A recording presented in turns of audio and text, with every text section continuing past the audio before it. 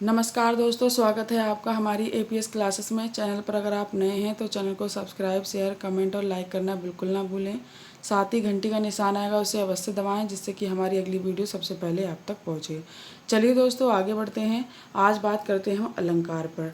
अलंकार क्या होता है? देखिए, सबसे पहले हम समझ लेते हैं जो अलंकार शब्द है इसका जो आविष्कार हुआ है वो है अलम धातु से। ठीक है, ये अलम धातु से बना है।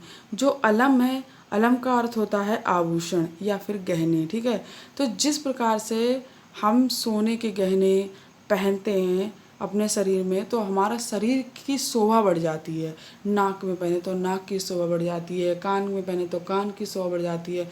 चेहरे पर किसी प्रकार का अगर नथ है, मुंह का टीका है, किसी प्रकार का सोने का गहना पहने तो हमारे पूरे शरीर की जो है जहाँ जहाँ पहनते तो हमारे पूरे शरीर की शोभा बढ़ जाती है। उसी प्रकार से अगर अलंकार का प्रयोग काव्य में किया जाता है तो काव्य की शोभा बढ़ जाती है। तो एक प्रकार से देखा जाए तो अलंकार जो है वो काव्य का गहना है, आभूषण है। ठीक है, चलिए आगे बढ़ते हैं। देखिए, काव्य की शोभा बढ़ाने वाले तत्वों को क्या कहते हैं, इतना सा याद आप शॉर्टकट याद कर लीजिए। काव्य की शोभा बढ़ाने वाले तत्वों को अलंकार कहते हैं। ठीक है, ये आपका पेपरों में आ सकता है कि काव्य की शोभा बढ़ाने वाले तत्वों को क्या कहते हैं, तो क्या कहते हैं, अलंकार कहते हैं। अलंकारों को दो भागों में बांटा गया है, पहला अर्थालंकार, दूसरा शब्दालंकार। अर्थालंकार जो अर्थ के आधार पर शोभा बढ़ाए काव्य की, और शब्दालंकार जो शब्द के आधार पर काव्य की शोभा बढ़ाए। ठीक है, आज की वीडियो में हम अर्थालंकार पढ़ेंगे। ठीक है, देखिए, अर्थालंकार जो है जो अर्थ के आधार पर शोभा बढ़ाए वो होता है आपका अर्थालंकार। अर्थालंकार के चलिए दोस्तों, आगे बढ़ते हैं। अब बात करते हैं हम सबसे पहले अर्थालंकार में उपमा अलंकार की। उपमा अलंकार क्या होता है? ठीक है, देखिए, सबसे पहले हम इसकी पहचान देख लेते हैं। इसकी पहचान है कि सबसे पहले तो क्या है, योजक चिन्ह आएगा। ठीक है, दूसरा सा, सी, से, सरिस, ऐसा, जैसा, त्यों, ज्यों, सादृश, समान, इस तरह के शब्द आएंगे। अगर जहाँ पर भी आपको काव्य में इस तरह के शब्दों का प्रयोग मिले और साथ में योजक चिन्ह मिले, आप वहाँ उपमा अलंकार आंख बंद करके लगा दीजिए। ठीक है, दूसरा क्या है, दूसरी चीज़ समझने वाली है। ये तो आपकी पहचानने वाली चीज़ है। दूसरी चीज़ आपको समझने वाली है कि जो आपका उपमा अलंकार है, ठीक है, तो उपमा अलंकार में जहाँ गुण, धर्म और क्रिया के आधार पर उपमेय की उपमान से तुलना की जाती है, वहाँ आपका क्या होता है, वहाँ आपका उपमा अलंकार होता है। ठीक है, क्या होता है, आपका उपमा अलंकार होता है। जैसे कि आपका क्या है, उपमा अलंकार में आपका क्या है कि हरिपद कोमल कमल से। तो देखिए, यहाँ पर हरिपद, यहाँ पर क्या है, बीच में योजक चिन्ह है। ठीक है, अब कमल से, यहाँ पर भी कोमल जो है आपका योजक चिन्ह है। तो देखिए, यहाँ क्या होता है आपका, जो आपका क्या बोलते हैं इससे, हरिपद कोमल कमल से। ठीक है, तो देखिए, हरिपद जो है वो क्या है, आपके उपमेय है। क्या है, उपमेय है। और इनकी तुलना जो करी गई है वो किससे करी गई, कमल से। ठीक है, तो आपका जो उपमान से की गई है तो कोमलता के कारण की गई है। किसके कारण की गई है, कोमलता के कारण की गई है। ठीक है, जो हरि के पद हैं, जो आपके क्या कहते हैं, जो भगवान श्री कृष्ण हरि हैं, उनके जो पद हैं, पाँव हैं, उनकी तुलना किससे करी गई है, कमल के फूल से करी गई है। क्योंकि कमल का फूल क्या है, बहुत ही मुलायम होता है और भगवान जी के जो पैर हैं वो भी बहुत मुलायम होते हैं। ठीक है, तो यहाँ पर आप देख रहे हैं कि सबसे पहले क्या है, यहाँ पर तुलना भी करी गई है, और दूसरा क्या है आपका, यहाँ पर योजक चिन्हों का भी प्रयोग किया गया, और तीसरा क्या है, यहाँ पर से भी आया है। ठीक है, तो आपको इतनी सारी पहचानें मैंने बता दी। दूसरा देख लीजिए, मुख चंद्रमा सा सुंदर है। अब यहाँ देखिए, जो मुख है ना, वो मुख क्या है, सा आ गया। सा मतलब समान। ठीक है, सुंदर है और किसके, चंद्रमा के समान। तो मुंह की जो मुंह है, मुंह की जो तुलना करी गई है वो चंद्रमा से करी गई है। ठीक है, तो यहाँ पर देखिए, एक तो तुलना करी गई उपमेय की उपमान से, और दूसरा यहाँ पे योजक चिन्ह का प्रयोग किया गया है, और तीसरा यहाँ पे क्या आया है, योजक चिन्ह के बाद क्या आया है, सा आया है। ठीक है, ऐसे पीपर पात सरिस मन डोला। ठीक है, यहाँ पर भी देखिए योजक चिन्ह का प्रयोग किया गया है, और यहाँ पर भी क्या है आपका, यहाँ पर भी आपका तुलना करी गई है। ठीक है दोस्तों, तो चलिए आगे बढ़ते हैं। उपमा अलंकार हो गया हमारा। अब है रूपक अलंकार। रूपक अलंकार में क्या होता है?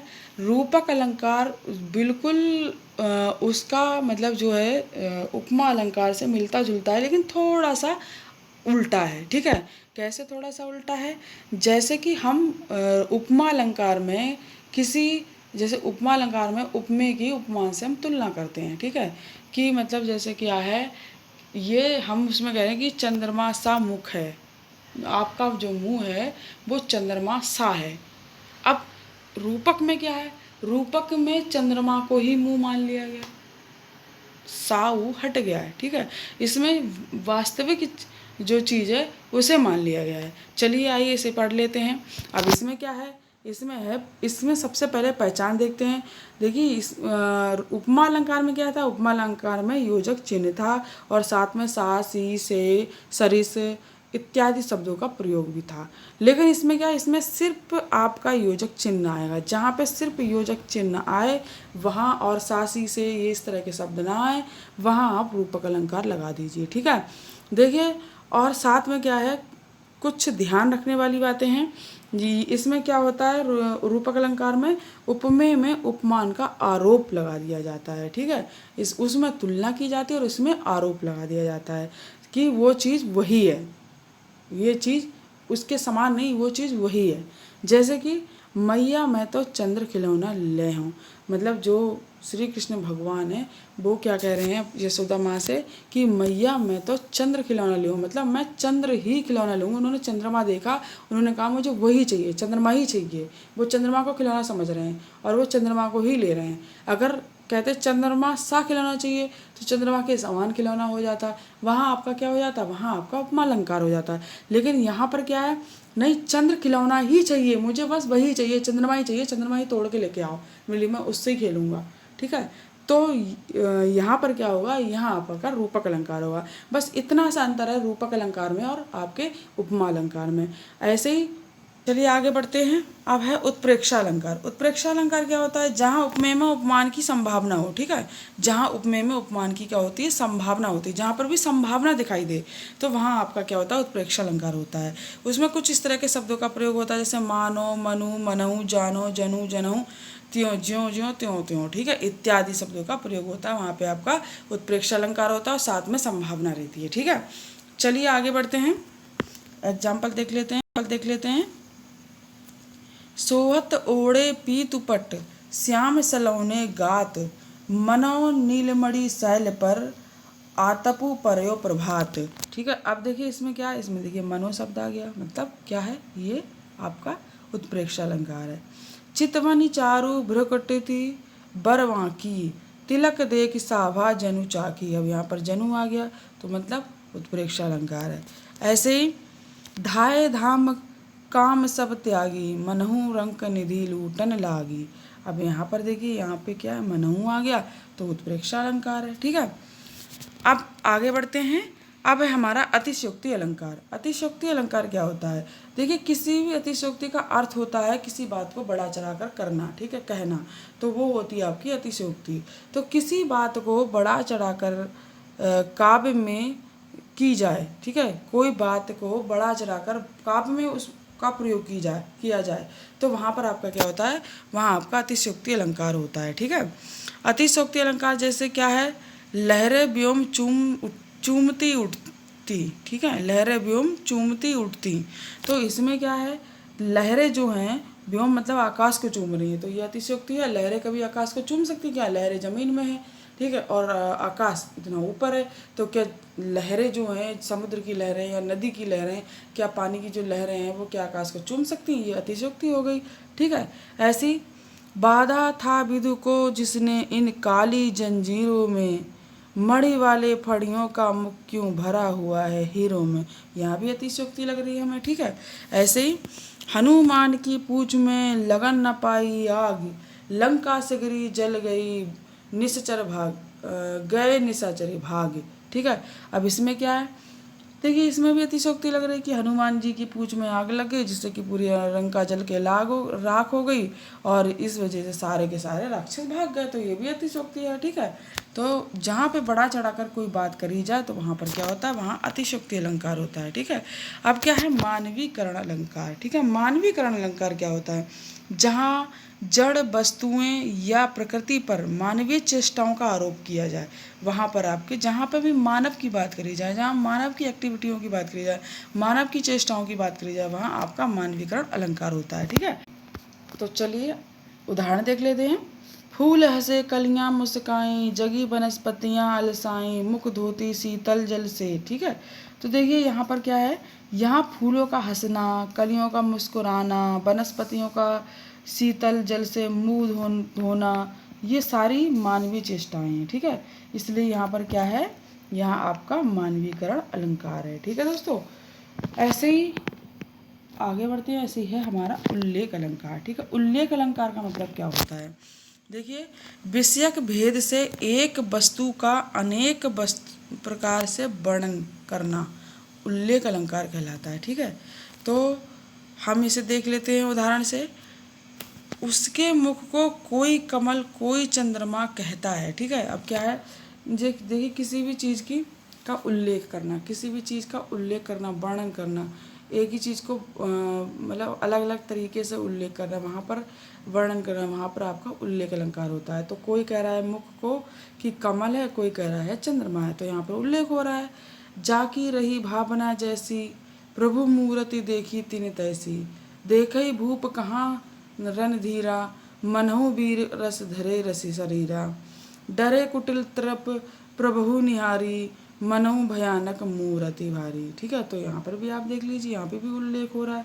तो जहाँ पर भी उल्लेख हो, जहाँ पर भी वर्णन हो किसी भी चीज़ का, वहाँ पे आपका उल्लेख अलंकार होता है, ठीक है दोस्तों। चलिए आगे बढ़ते हैं। भ्रांतिमान भ्रम अलंकार, ठीक है। क्या है, भ्रांतिमान भ्रम अलंकार, ठीक है दोस्तों। चलिए इसे भी देख लेते हैं कि भ्रांतिमान और भ्रम अलंकार क्या होता है। देखिए उपमेय में उपमान की भ्रांति होने से तदनुरूप क्रिया होने के कारण एक वस्तु को दूसरी वस्तु को मान लिया जाता है, ठीक है। इसमें क्या होता है, इसमें देखिए उपमेय में उपमान की भ्रांति होने और उस तदनुरूप क्रिया होने से, ठीक है, उसी समय क्रिया होने से क्या होता है, मतलब किसी भी चीज़ का भ्रम रहता है हमें, जहाँ पर भी भ्रम रहता है वहाँ क्या होता है, भ्रम अलंकार होता है। भ्रम रहता है फिर हम उससे वो चीज़ मान लेते हैं, ठीक है। तो वहाँ पर हमारा क्या होता है, वहाँ हमारा भ्रांतिमान अलंकार होता है, ठीक है।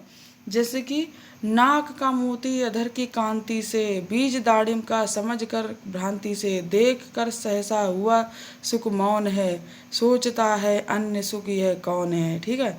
तो देखिए यहाँ पर क्या है, यहाँ पर नाक में तोते का और दांत में पंक्ति में अनार के दाने का भ्रम हुआ है, ठीक है।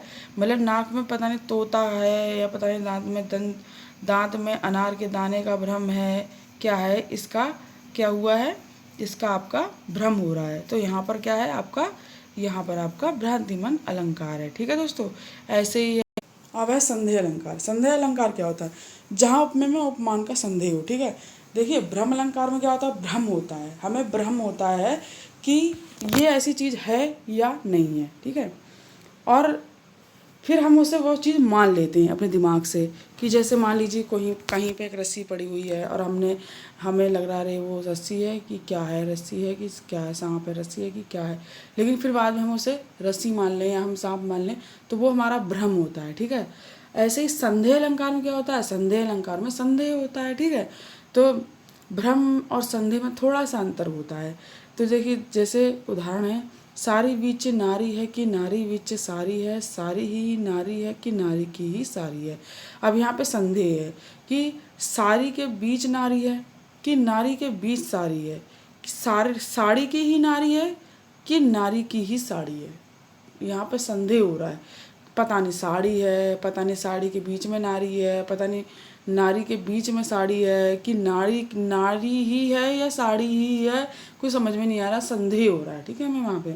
तो वहाँ क्या होता है, संदेह अलंकार होता है, ठीक है। जहाँ पे भी हमें संदेह हो, शक हो, वहाँ हमारा संदेह अलंकार होता है, ठीक है। चलिए अब देखते हैं विरोधाभास अलंकार। विरोधाभास अलंकार क्या होता है? जहाँ वास्तविक विरोध ना होते हुए, ठीक है, विरोधाभास का अर्थ क्या होता है? जहाँ वास्तविक विरोध ना होते हुए भी विरोध का आभास महसूस पड़े, वहाँ विरोधाभास अलंकार होता है, ठीक है। जहाँ पे वास्तविक विरोध ना होते हुए भी आपको विरोध का आभास हो, वहाँ क्या होता है? विरोधाभास। आइए उदाहरण से देख लेते हैं। या अनुरागी चित्त की गति समझे नहीं कोई, ज्यों त्यों बूढ़े श्याम रंग, त्यों त्यों त्यों उज्ज्वल होई, ठीक है। अब देखिए यहाँ पर क्या है, यहाँ श्याम रंग में डूबने पर भी उज्ज्वल होने में विरोध आभासित होता है, ठीक है। परंतु क्या है, वास्तव में ऐसा है नहीं, ठीक है, वास्तव में ऐसा है नहीं। तो यहाँ पर क्या होगा, यहाँ आपका विरोधाभास होगा। ऐसी मीठी लगे अखियान लुनाई, ठीक है, तो यहाँ पर भी आपका क्या है, विरोधाभास होगा, ठीक है, विरोधाभास अलंकार। दोस्तों आगे बढ़ते हैं। अब क्या है, विभावना। जहाँ कारण के अभाव में भी कार्य हो रहे हो, वहाँ विभावना अलंकार होता है। देखिए जहाँ कारण नहीं है, कारण का अभाव है, लेकिन फिर भी बिना कारण से कोई काम हो रहा है, वहाँ पे आपका क्या होगा, वहाँ आपका विभावना अलंकार होगा, ठीक है। विभावना अलंकार हम थोड़ा उदाहरण से देख लेते हैं। बिनु पग चले सुने किनु काना, कर बिनु कर्म करे विधि नाना, ठीक है। तो देखिए इसका अर्थ हुआ कि वह बिना पैरों के चलता है, कौन? ईश्वर, और बिना कानों के सुनता है, कौन? ईश्वर। तो के कारण के अभाव में कार्य होने से यहाँ क्या हो रहा है, विभावना अलंकार हो रहा है। देखिए जो ईश्वर है, ईश्वर जो कुछ भी करता है वो बिना कारण से करता है, ठीक है। वो ईश्वर बिना पैरों से चलता है, ईश्वर बिना कानों से सुनता है, तो ये सब कुछ बिना कारण से हो रहा है, तो यहाँ पर क्या होगा, विभावना अलंकार होगा, ठीक है। ऐसे ही दृष्टांत अलंकार। दृष्टांत अलंकार क्या होता है? जहाँ उपमेय में उपमान और साधारण धर्म का बिंब प्रतिबिंब भाव होता है, ठीक है, वहाँ आपका दृष्टांत अलंकार होता है। जैसे जैसे दृष्टांत अलंकार में क्या है आपका, दृष्टांत अलंकार में है, बसे बुराई जासु तन ताही को सन्मान, ठीक है, भलो भलो कही छोड़िए खोटो ग्रह जप दान। तो देखिए यहाँ पर क्या है, यहाँ पूर्वार्ध में उपमेय वाक्य जो है और उत्तरार्ध में उपमान वाक्य है, उनमें सम्मान होना और जप दान करना, ये दो जो हैं वो अलग अलग धर्म कहे जाते हैं, ठीक है।